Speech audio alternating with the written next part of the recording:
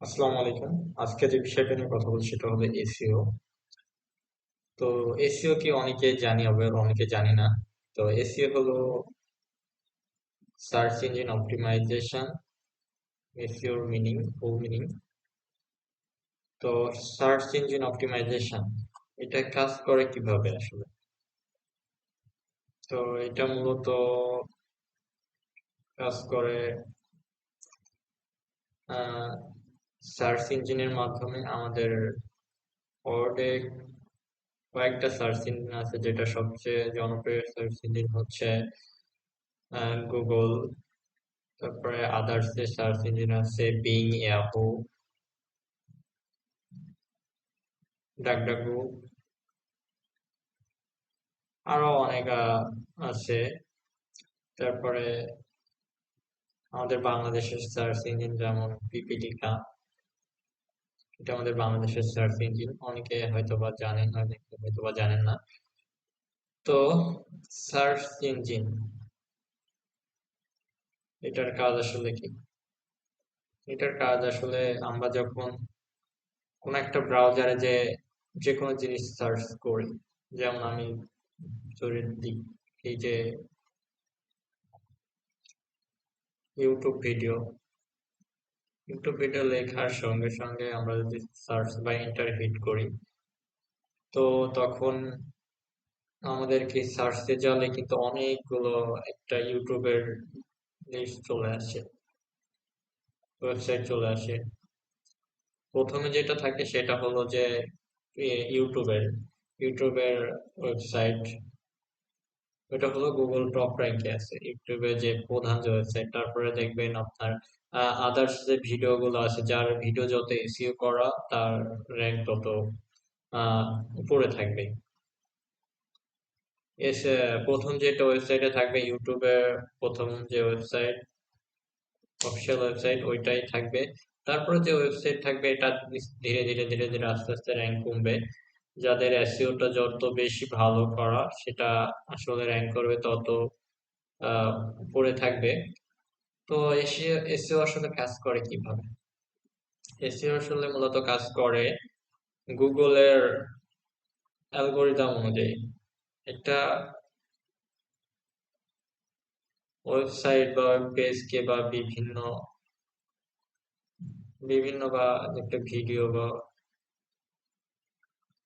যে কোনো কিছুকে র্যাঙ্ক করানোর জন্য গুগলের 200টার বেশি অ্যালগোরিদম আছে, র্যাঙ্কিং অ্যালগোরিদম।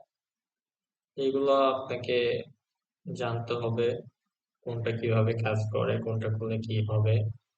তো এসইও বেশিরভাগই ওয়েবসাইট বা ওয়েব পেজকে র্যাঙ্ক করানোর জন্য করা হয়।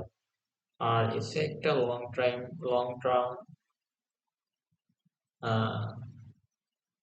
সাবজেক্ট হিসেবে বলতে পারেন। এসও আসলে ধীরে ধীরে কাজ করে। তো এসিও এর বেনিফিটটা কি? এসিও এর বেনিফিটটা হচ্ছে,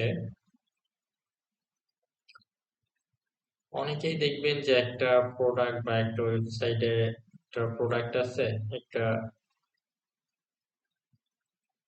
টি শার্ট আছে, যেটা আপনার,